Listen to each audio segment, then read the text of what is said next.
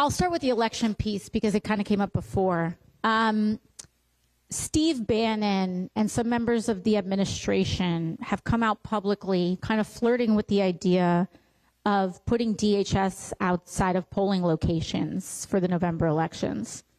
Personally, I believe that it has to be part of the DHS negotiation to prevent that and tie their hands in being able to deploy ICE agents who are killing U.S. citizens from being anywhere near a poll site this November, point blank, period.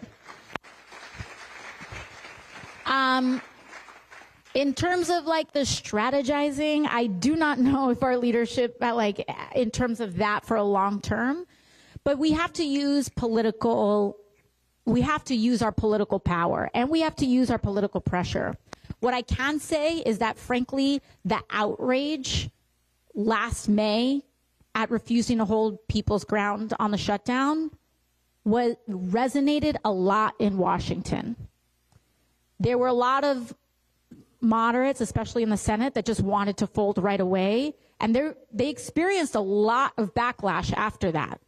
So that it is literally people's mobilizing in May that is what gave them the spine to actually go through with a shutdown in September, demanding reversal on the ACA cuts.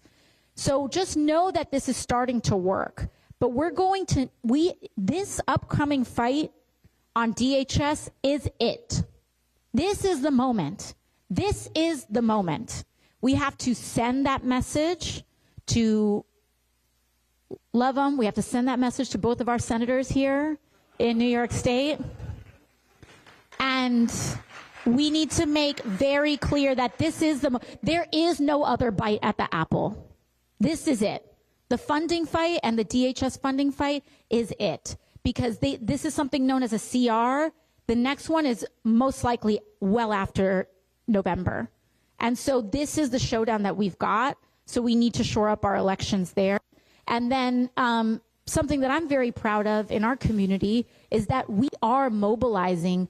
We are very mobilized and well organized here in Astoria, but across our congressional district. That's what allowed the depth of organizing that we do here is what allows me to be able to punch so hard down there, right? I will, and that's up to you. It really is you all. Because what I'm able to do is I've had plenty of situations where I've been under a lot of pressure from Democratic leadership to fold or to not speak up or whatever.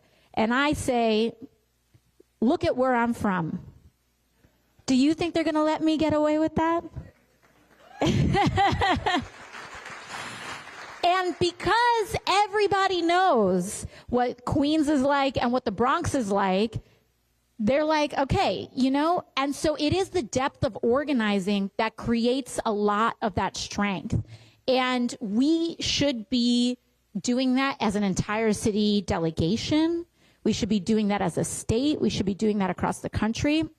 But I can say that the ground has shifted so much nationally on the politics of ICE that I have seen so many people that had more moderate, kind of seen as quote unquote moderate, now standing up. Republicans having to put out defensive statements about this. This moment is very real. And so I want to thank you all for the organizing that you're doing here.